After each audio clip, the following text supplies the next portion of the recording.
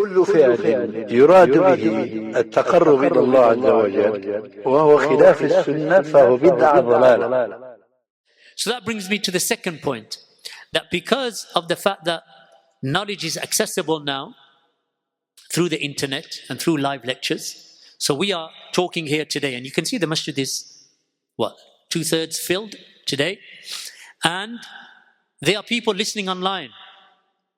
I mean, I can't tell you where they're listening from because I don't have the thing in front of me, but I'm sure there'll be people listening from Australia, from India, expats in Saudi Arabia, and from Egypt, from Morocco, from the US, everywhere in the world, because of the accessibility of knowledge. So today, for a person to say, well, I have no one to teach me, so I'm going to an Ash'ari, I think is a mistake. Why? Because when water is available, you can't make tayammum. Right? So the Salafi is the water. Right? And if water isn't available, then you can make tayammum. But if water is freely available and you're able to reach it and drink it and cleanse yourself with it, then why would you go towards the soil? If you make tayammum in the presence of water, is your ablution accepted? Is your tahara accepted? No. Because water is, and that's why he set that condition. Shaykh al-Fawzan, حفظه الله ta'ala. So therefore I say to you, brothers and sisters, that Allah subhanahu wa ta'ala has opened up the world, and I'm going to say on the side that just because you have access to social media and the internet and high-speed connections, that within seconds you can access websites and social media, it doesn't mean that it is safe.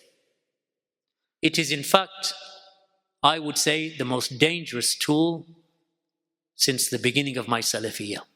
The most dangerous tool in the hand of a Salafi is social media.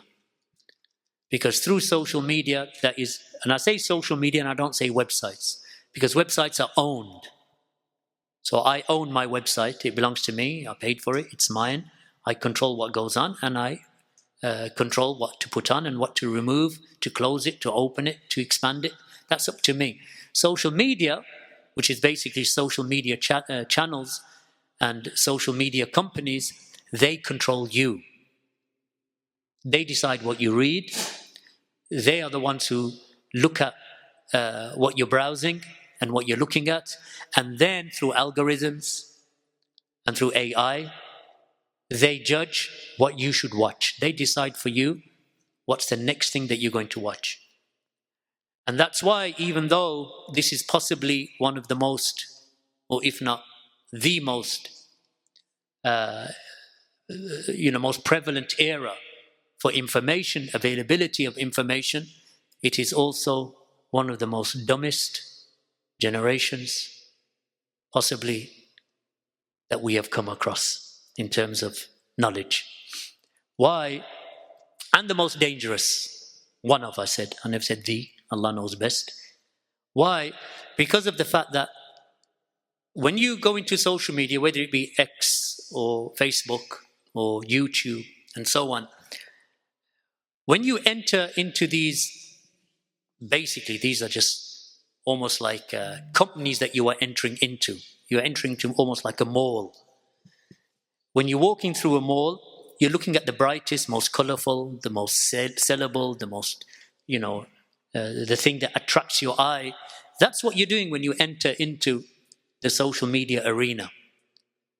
So something may not even be taking place on the ground, in the real world, in Birmingham or in London or in Manchester or in Bradford or in Leeds or wherever it is in Britain or overseas, in America, Canada, wherever else. Nothing is actually happening on the ground. In the masajid, the durus are taking place. People are teaching books and so on. But there's a war going on social media between various parties, from Ahlul Bid'ah, Hizbiyin. Sometimes the Salafis get involved. And it's all taking place on a plane that is not real. It is, it is something that is invented, something that is almost like a fantasy world, almost like you're gaming people. Right? It is not real. And therefore, when you actually come back to earth and you're walking the street and you go to the masjid and they're praying Dhuhr and Asr and Maghrib and Isha and the dars is going on and the various teachers are teaching in their masajid, you think, well, how come I'm not seeing what I saw online? I'm not seeing it here. Because what you're seeing is actually virtual reality. You know, it's not to say that it is untrue in its totality. There may be some truth to it, but the engrossment and the way that especially the shabab engross themselves in social media takes them away from that which truly benefits them, which is getting your book, taking your pen, sitting in a dars and sitting for an hour.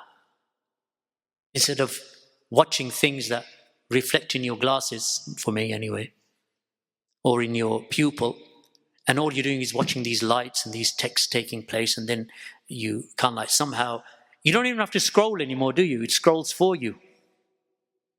Right? So you're maybe watching something and you think, okay, I'll just watch this one, it's only 30 seconds, and you're about to put it down, and auto scrolls because it's figured out through AI and through algorithms. It knows what you want to watch. So if you're a pervert, it's going to show you perversions. If you're a person who seeks fitna, you'll see fitna. If you want to see conflict, you'll see conflict. If you want to see Salafis fighting each other, you'll see that. If you want to see Ahlul Bidah arguing with each other, you'll see that. Because it's developed in a way to predict what is going to make you watch more and more of the same thing. That's why you need to take these things, in reality, you need to take these phones and limit yourself to what you do on them.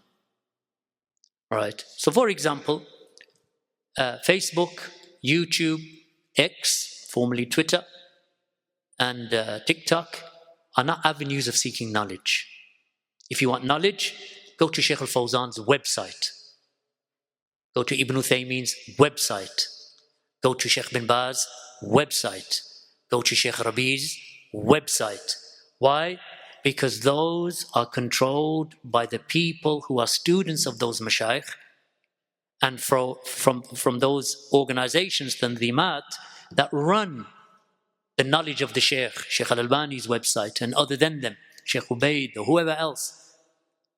Do not go to third parties who have taken clips, uploaded them, 2 minutes, and you think you've learnt knowledge. Go to those websites of the actual authors and the actual scholars or the actual du'at and actual masajid, and get yourself off these platforms, because when you're on the platforms, they control you. You think that you are the ones who are looking at these platforms, so I will decide when to stop. You can't. It's like taking, you give one of these to a 5-year-old, he won't let go of it till you take it off him. 2 hours later, you'll come back, you'll still be on it. And you see parents, Allahu musta'an, sometimes they take their kids to the mosque, and to stop the kid from running around, they give him the phone. He will sit there throughout the whole of the prayer, even if you pray Taraweeh, Tahajjud, it doesn't matter. He will stay with that phone because that's what, it's having this effect, this effect upon his mind. It's stimulating him. So get this stimulation out of your lives. Get hold of some books, go to the Salafi bookstore, grab books and read books. There's nothing like paper. And there's nothing like a pen, and there's nothing like writing. I don't say don't use computers. I don't say don't go to websites. I benefit from Sheikh bin Baz's website immensely, possibly more than anyone else's website. I immensely benefit from Sheikh bin Baz, rahimahullah ta'ala, and Shaykh al-Fawzan, these two particularly. And when you go to them, you know now, this is the Shaykh. If I want to find something, I have to sit there for an hour listening to the whole thing just to catch the 5 minutes. But actually, the 5 minutes that you're looking for, the 50 minutes that you listen to is probably more important than the 5 minutes that you were looking for, because you benefit so much from the ilm of the Shaykh. Now obviously, if Arabic isn't your language, then you can do the same with English websites. The point is here, ikhwa, my brothers and sisters, keep away from those web platforms, social media platforms, they will misguide you. Most of the questions I get now, if it's related to Aqidah and Manhaj, is because someone has gone to a platform. They haven't gone to, the websites of the Salafis and the Salafi Masajid or the Marakiz. They've gone to platforms. And because they've gone to a platform, they've watched a Salafi and it's auto-scrolled or suggested the next thing to watch. Most of the questions I get in Aqidah and Manhaj is because they found something on TikTok. Or they found something on X. And and it's a trial, it's a test for them. But if a person is just going to, let's say, Fawzan, Bin Baz, Ibn Uthaymeen, Lajna Da'ima, Al-Albani, Al-Rabi', Abdul Muhsin, none of that is going to happen. That's Arabic. English, okay, you have our websites, my website, Abu Yad's website, and some of the other websites such as Maktaba Salafiyya or, Markaz Sunnah or other than them. From the various websites, you go to them, you're not going to get any of that. You're getting straight to the point, and you know that this is knowledge of Salafiyya, barakallahu feekum. So that was something that you really need to pay attention to, my brothers and sisters, and don't be misguided. Don't allow yourselves to be misguided or taken for a ride. Don't be that person that is just led, whichever way the sheep go, you follow them. Be a person who follows the sunnah, barakallahu feekum.